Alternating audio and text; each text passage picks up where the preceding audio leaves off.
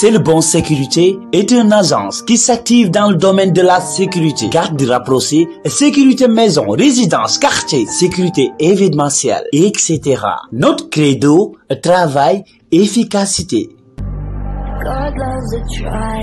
C'est le Bon Sécurité di ab agence bi yëngu ci wàllu kaaraange muy sa kër muy garde rapproché da nga bëgg sa quartier ñu daal di koy aar ñàkkal lool ba kenn du fa mën dugg ci jàmm ak salaam ngay dox heure bu mu la neexee da nga am si événement bëgg mu jaar yoon fépp foo munti nekk ci Sénégal c'est le Bon Sécurité def la ciy gunge woo leen ci numéro téléphone bii 77 213 84 60 wala 70 510 08 64 suñu siège mi ngi fii ci Kër Massar cité Apix c'est le Bon Sécurité seen jàmm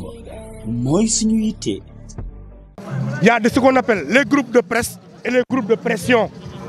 parce que yore sa xaalis ibi sa presse dem di jël ay dessous de table ñu lay corrompre di la jënduñu journalistes yi yéen chaque jour ñu gis leen ci mbedd bi gis nañ seen liggéey kon seen patron yi mooy problème bi il faut ñu xoolaat ce secteur là te ñun mënuñ ñoo foyee patron bu fi caaxaane sa organe de presse ces journalistes bala fa dem seeti feneen askan bi ku leen fi nekkal ñu nekkal la fi askan bi kenn moomul seen bët kenn moomul seen connexion kenn moomul seen télé bu fi wax dëgg ñu saraan la ku fi waxul duñ la saraan. ndax jàpp nga ne acharnement la. mais acharnement boo xamante ne nii dafa weesu nekk tudd acharnement sax tuddatul acharnement lii jéggi na dayoo parce que mënoo na yow média boo xamante ne mi ngi fi nekk 2000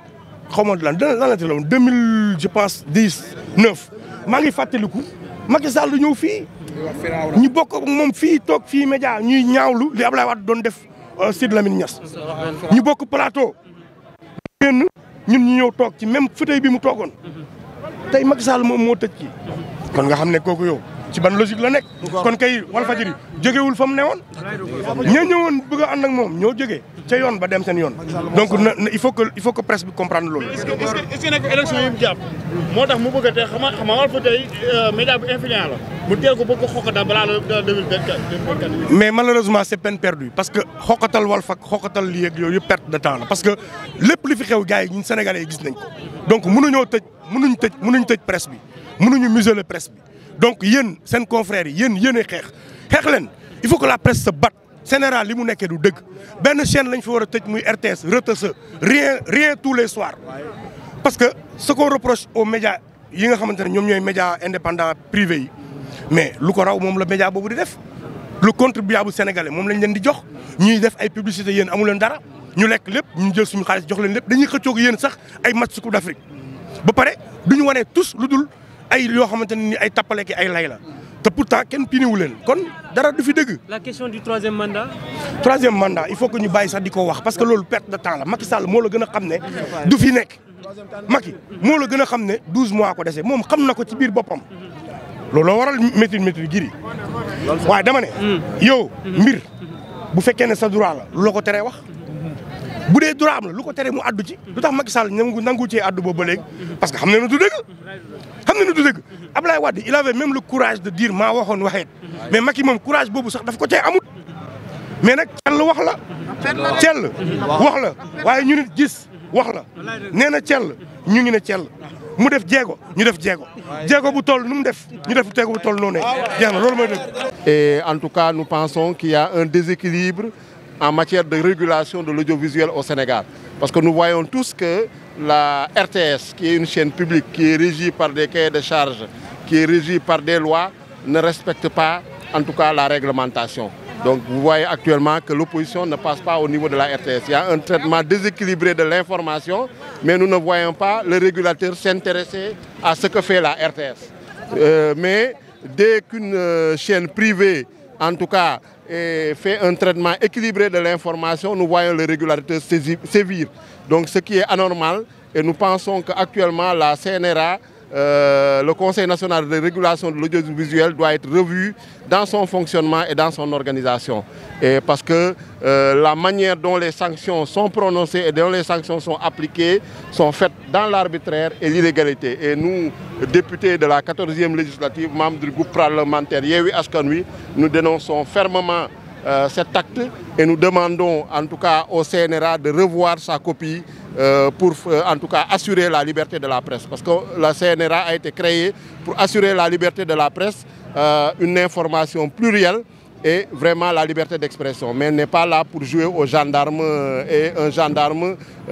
qui est partial et qui fait de l'arbitraire. Pensez-vous que la liberté d'expression est bafouée au Sénégal? Bien sûr, la liberté d'expression, et il n'y a pas que la liberté d'expression, beaucoup de libertés sont complètement bafouées. La liberté d'aller et de venir, la liberté d'expression, la liberté d'opinion, etc., etc. Donc actuellement, les libertés ne sont pas garanties, malgré qu'elles soient proclamées dans la Constitution. On l'a vu récemment avec votre collègue Pape Alé Niang, la manière dont il a été kidnappé, et il a fallu qu'on le prenne en otage pour lui demander d'éviter de se prononcer. Donc, quand on demande à un journaliste de ne plus se prononcer sur l'actualité, c'est le bâillonner. Donc, actuellement, la manière dont la presse est traitée, il y a deux types de presse. Une presse qui, si vous êtes favorable avec le pouvoir, vous êtes bien traité, mais dès que vous commencez à traiter l'information de manière objective, et même la presse a le droit d'avoir une ligne éditoriale favorable à l'opposition. Ce n'est pas contraire aux valeurs de la presse. Donc, il y a des journaux qui sont proches du pouvoir. La RTS fait la propagande du pouvoir. Donc, je pense qu'on doit respecter la liberté de la presse, respecter la liberté d'expression, parce que ceux qui sont actuellement au pouvoir, ils ont bénéficié de cette liberté de la presse-là et de cette liberté d'expression. Donc, ce n'est pas eux qui doivent la piétiner aujourd'hui. En tout cas, nous, au niveau de l'Assemblée nationale, nous dénonçons fermement cette manière de réguler l'audiovisuel et cette manière de gérer la presse. Donc vraiment qu'on soit équitable, qu'on soit juste dans ce pays-là pour que vraiment la liberté et la démocratie, parce que sans la presse, il n'y a pas de démocratie. Et pensez-vous normal qu'une télévision diffuse des manifestations? Bien sûr, mais ça sert à ça une télévision. Une télévision sert à diffuser de l'information. Et une manifestation, c'est une information. Donc maintenant, on peut essayer d'encadrer, mais il faudrait qu'on pose des règles déjà équitables, qu'on pose également des règles qui soient partagées par tous. Mais on ne peut pas dire, oui, pour telle chaîne, parce que quand ça arrange le pouvoir, on laisse passer, quand ça ne les arrange pas, on coupe. Je pense que ce n'est pas une manière. On est revenu à la censure actuellement. Ce que nous voyons, c'est de la censure. Ce qu'on voyait dans les États dictatoriaux, ce qu'on voit dans les États totalitaires. Et nous n'en sommes pas loin. Donc il est temps que tous les Sénégalais soient conscients de cet état de fait et se lèvent, soient debout comme un seul homme pour le dénoncer et le combattre. Cette dictature rampante, en tout cas. Est-ce que vous pouvez dire ci olof? Waaw, salaamaaleykum, man Mohamed Ayib Daffé,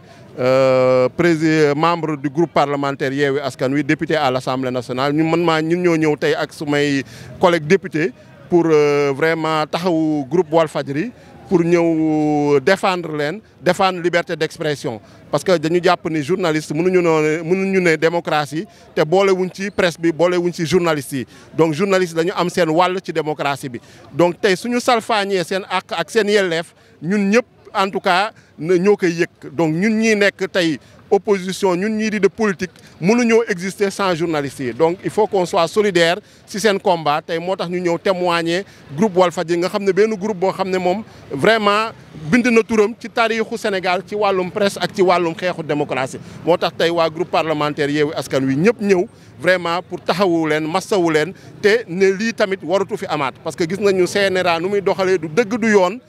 Parce que vraiment 2 poids 2 mesures moo fi am gis nañu chaîne bu mel ni RTS ñoom duñ fa wane opposition amul traitement équilibré de l'information mais tey benn presse privée su jëlee ay responsabilité couvrir une manifestation de l'opposition wala couvrir benn manifestation boo xam ne arrangé wul pouvoir bi ñu couper ko censurer ko donc loolu nañ ne du dëgg du yoon ñun waa groupe parlementaire Yewwi Askan Wi loolu nañuy dénoncer et incha allah nañ ko xeex fii xeex ko tam assemblée nationale pour que qu'on retrouve la liberté de la presse parce que constitution bi moo ñu ko may Macky Sall mayuñu ko Babacar Diagne mayewu ko.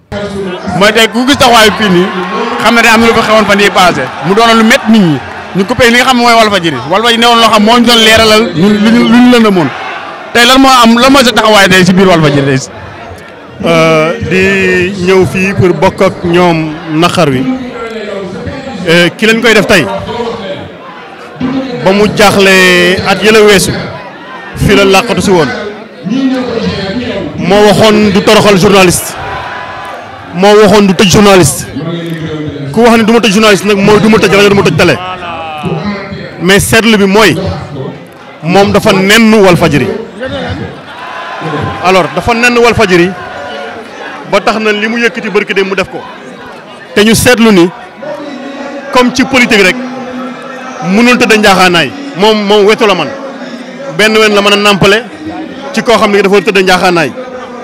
li mu def nag xam na ko bu baax a baax mais Walfadjri dañ koo yett ci xeex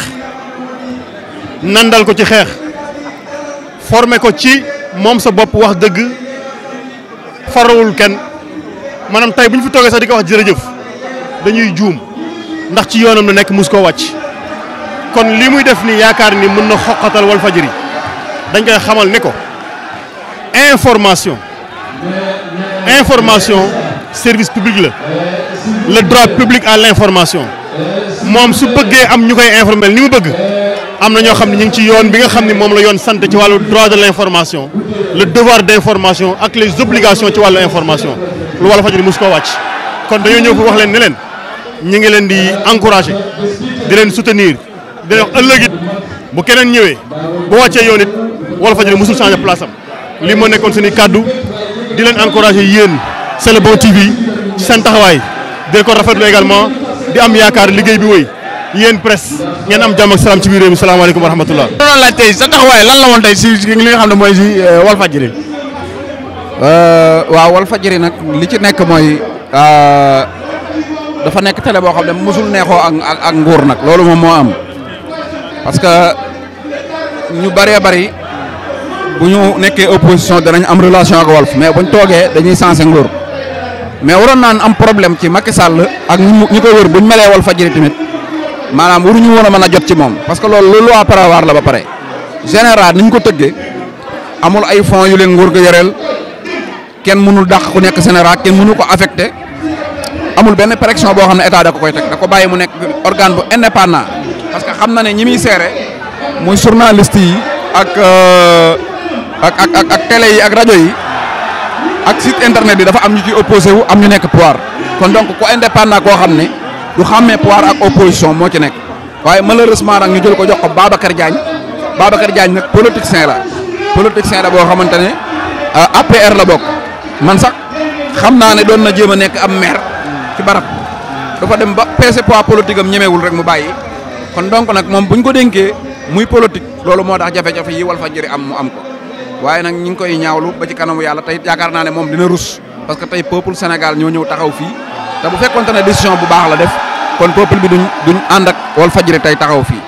moom en 2011 mu ngi foofu Walfadjri doon fi def ay discours am doon fi wax lu ne nee na ay Walfadjri sama kër la tey mool ma dugg tëj Walfadjri mu métti Sénégalais yëpp tey ak waxam jooju ak tey na jàngate waxam jooju. waaw Macky Sall moom dafa gëlëm xam nga courrier mooy ko xamatul foo jëm ku gëlëm nag mooy koo xam ne fa nga jógee woon nga jëmaat te xamoo ko Macky Sall ci problème yi 3e mandat ak ay problème jaay doole gi injustice bi yii la doon xeex bañ loolu ko jox ko réew mi soo ñu ko waatee di ko def loolu mooy gëlëm maanaam nekkul courrier mais dafa gëlëm parce que tey amul kenn ku bokk APR koo xam ne boo ko tegoon ne ko lan moo la naqare woon ci nguuru Wade ba nga ko daan xeex du la ko wax parce que lu Wade daan def rek nguuru Macky Sall mi ngi koy def. kon dafa mel ni ku ëpp doole la rek daal. waaw ëpp doole la te loolu loi bi tëddewul noonu démocratie bu ñu koy wax ki ëpp doole ak ku ëpp doole yëpp ñoo yem ci kanamu yoon. ñi naan Babacar Diagne politicien ñaan Macky Sall la àndal léegi tëj boobu ñu tëj bu Walfadjri la ban jàngat nga ci am. waaw jërëjëf sang bu mag bi dama gis ne réew mi dafa am fi mu toll mooy dafa am kenn ku am projet am googu jaay doole la ci lal jaay doole googu ñëpp ñuy yeete ñëpp ñuy leeral ñëpp ñuy fësal daf leen bëgg fagaagal ci loolu rek moo tax ñu teg doole Walfadjri ndax Walfadjri kat moo fi télé bi nga xam ne PDGM du ministre conseiller kër gi état jàppalewu ko te mu ngi feeñal lépp lu xew ci Sénégal ba ci Sénégal bu nekk ci ruqaat yi lii rek moo tax Walfadjri déranger le régime du président Macky Sall. xanaa kon day Walfadjri ndax dañuy wax ne kuy dundee seen nelaw du bëgg nga yeew te Walfadjri dafa nekk di yee nit ñi xanaa looloo tax kay mu bëgg kii yeete bu ko téye dootul yeewee te xanaa looloo tax mu bëgg koo tëj. ni nga wax ni exactement noonu la demee xam nga kii ku aj du bëgg kenn teen Walfadjri nag dafa toog di teg baaraamam ci fi nga xam ne foofooy métti ci réew mi te loolu président Macky Sall tëj ko ak ñàkk ko tëj Walfadjri du jug ci loolu ndax ki samp lii muy El Hadj Sidy Lamine Niass yàlla na yàlla yokk ko leer fi mu tegoon chaîne ñi fi nekk tey jii wàccuñu ko donc Walf dina taxaw temm di nekk la voix des sans voix te aujourd'hui les sans voix ont mal les sans voix vont mal les sans voix ñu ngi leen di nappaaje ñu leen di toroxal ñu leen di tuutil ñu ngi leen di yàq Walf faaw mu taxaw seen wet war leen ñoom ñoo far. kon tey bu ñëwee Sidy Lamine Niass bi nga waxoon ne Macky Sall tëjati na sa télé bi du ko bett.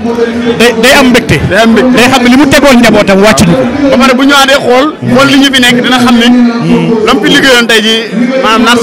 naaf saayul benn yoon parce que boo xoolee kilifa yu mel ni yéen. dëgg la tey ngeen war a am fu ngeen nekk war a am seen yitte ngeen bàyyi lépp tey ñëw. kon Sidy Lamine Niass tey gëm naa ne bu déggoon tey gis Cheikh Omar Diagne gis ñeneen gis ñun Guy Marius Sagna du ko bett yi tamit. damay wax toujours Sidy Lamine jóge na fi de. waaye bàyyi na fi ay meññeentam ay Sidy Lamine yu bëree ngi fi ay Sidy Lamine yu bëree ngi fi ñun Sidy Lamine yooyu lañu bokk macha allah. yàlla ñu ngi lay ziar bu baax jërëjëf dina jégaluwaat bu baax ci dérangement bi waaw ndax da ngay kilifa goo xamante ne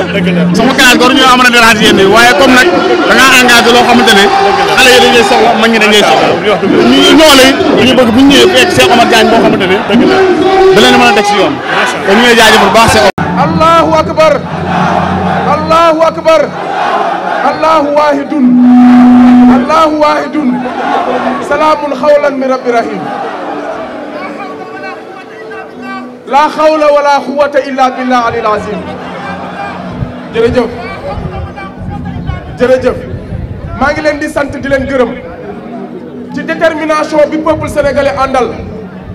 peuple sénégalais nekkul peuple bu ñuy noot peuple sénégalais nekkul peuple bu yaafuus peuple sénégalais nekkul peuple naafeq peuple bi dañ leen yar ci ngor ak ci dignité yéen ñii yéen a baax ci Sénégal yéen ñii la Sénégal yaakaar li ngeen di xeexalu leen ko Walfadjri xeexalu leen ko ma Samba wala ma Demba yéen a ngi koy xeexal seen bopp il faut arrêter l'hémorragie il faut arrêter l'hémorragie mooy deret jaa ngi tuuru ëpp na nañ ko arrêter na ñëpp taxaw takku taxaw xam ni lii ñuy xeex du ñun gàcce la tey gàcce la ci peuple bu mel ni Sénégal au 21e siècle ñu tëj presse bu tudd Walfadjri Walfadjri li mu symboliser ci Sénégal li mu symboliser ci Afrique li mu symboliser ci àdduna bi en général ñu am benn état benn minorité dictateur benn minorité boo xamante ni tekkiwuñu dara ci Sénégal imposer Sénégalais yi waaye suñu imposer ñun ñii la neex damaa bëgg ngeen xam ni Babacar Diagne lu ñu teg ñu nangu ko dagan na ci moom kon damaa bëgg ñu bañ ñu ñëpp ndax borom groupe bii waruñoo gën a gore de borom groupe bii waruñoo gën a gore de dugg na kaso ngir askanu Sénégal bu leen fàttee El Hadj Sidy Lamine Niass dugg na kaso ngir askanu Sénégal kon nag ñun lii ñu koy defal sax dañ koo xeeb ñun ba tey mënuñoo fay Walfadjri ba tey bu leen jàpp ni acte yi ñuy posé mën na fay détermination ak taxawaay bi Walfadjri am Walfadjri mooy la voix des sans voix xam ngeen loolu lu muy tekki mooy kàddu ñi amul kàddu ñi amul kàddu nag kon ñun ñëpp nañ jàpp ni Walfadjri moo tax ñu am kàddu man mii di wax tey bu doon Walfadjri du ma wax su dépendroon ci Babacar Diagne ak Macky Sall man du ma wax yéen ñi tey jii kenn du ci am kàddoom pour wax moom nag da daan wax moom El Hadj Sidy Lamine Niass dama koo bëgg sama xol te musuma koo nuyu xam nga la daan wax un pays sans foi ni loi la demeure des hommes bien c'est à la prison mooy réew mu amul dëgg amul yoon dëkkuwaayu nit ñu baax ñi mooy kaso waaye moom tamit moo doon wax yéen Walfadjri man duma seen patron ñu ne ko kan mooy suñu patron mu ne le peuple sénégalais c'est le peuple sénégalais qui est votre patron kon ñun nañu jàpp ni Walfadjri suñu propriété la nañ jàpp ni Walfadjri Cheikh Niass moomu ko Moustapha Diop moomu ko keneen Mass Boub moomu ko c'est le peuple sénégalais ñoom ñoom Walfadjri seul le combat libère. mais bi fi nekkee ba tey moom ànd na ak Abdou Diouf xeex Abdoulaye Wade wallahi al azim kuy wax sa bàmmeel nga taxaw ànd na ak Abdou Diouf Abdoulaye Wade di campagne mu koy saboté ci télé di dagg campagne Abdoulaye Wade di monter ay campagne yu Abdou Diouf ànd na ak Abdoulaye Wade xeex Macky Sall wallahi al azim ànd na ak Macky Sall léegi li ngi xeex peuple bi maintenant yéen lan ngeen war a jàng si loolu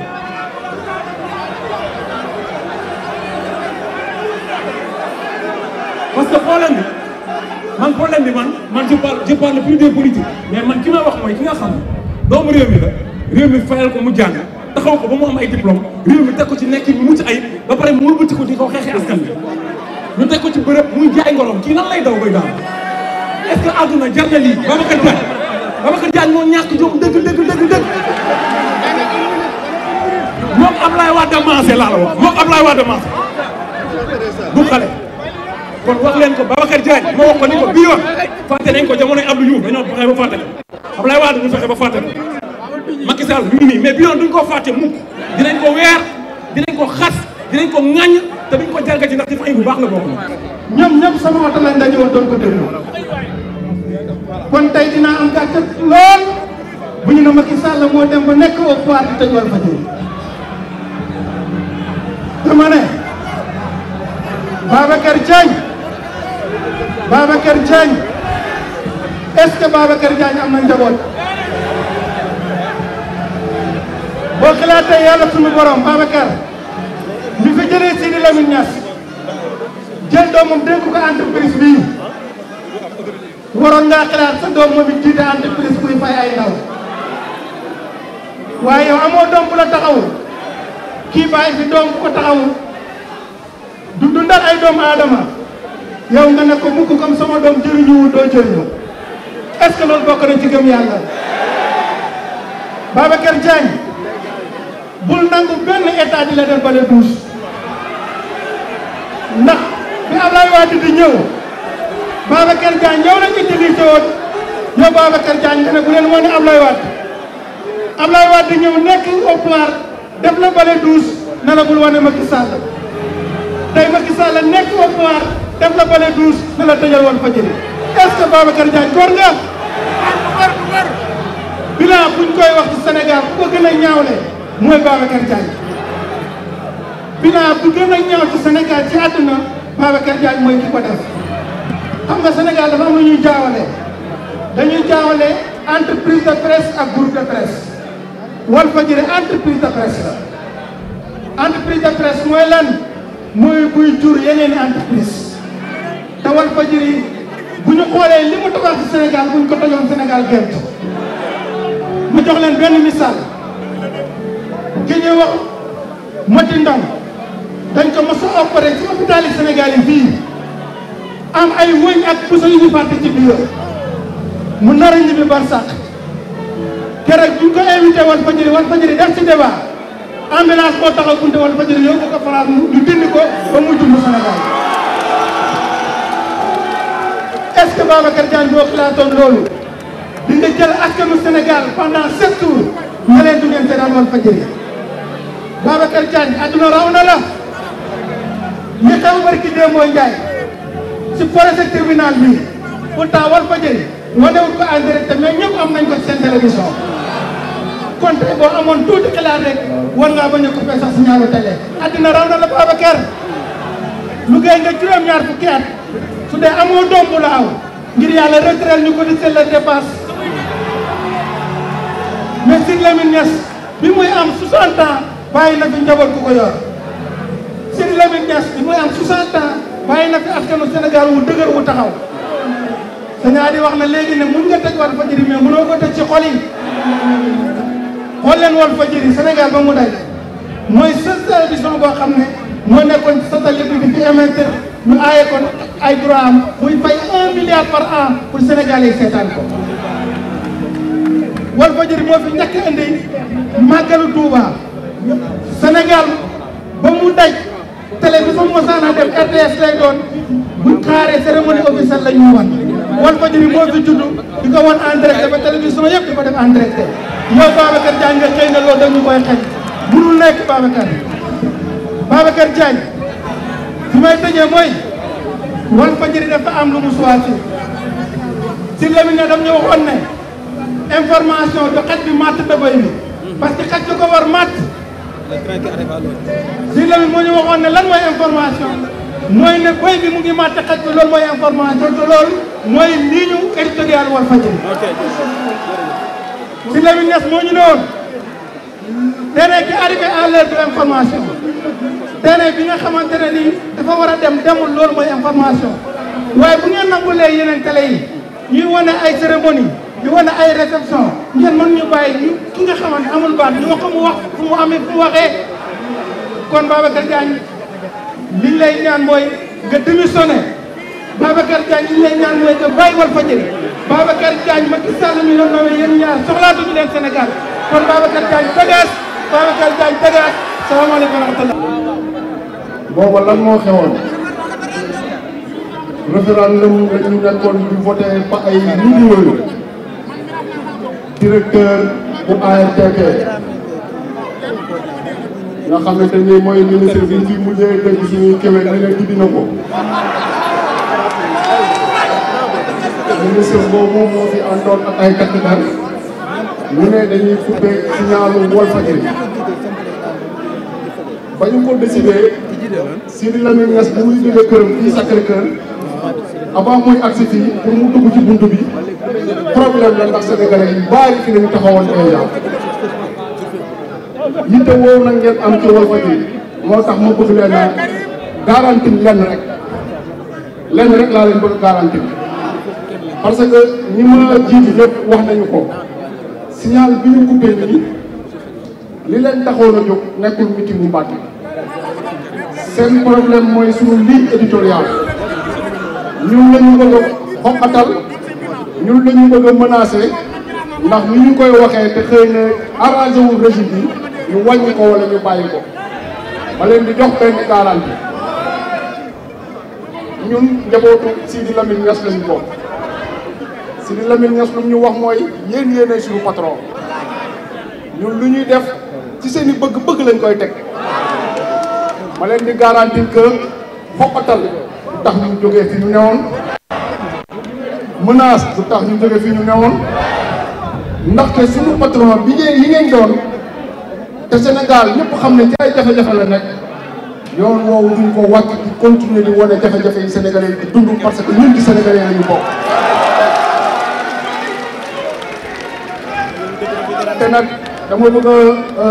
dolli ci ñaari kàddu rek ku Sidi Lamine Niass yar yaakaar naa ne doo tiit Sénégal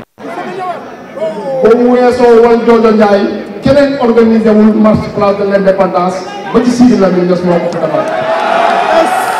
kooku ku mu yar doo tiit Sidi Lamine Niass lu mu ñu dugalal suñu xel maanaam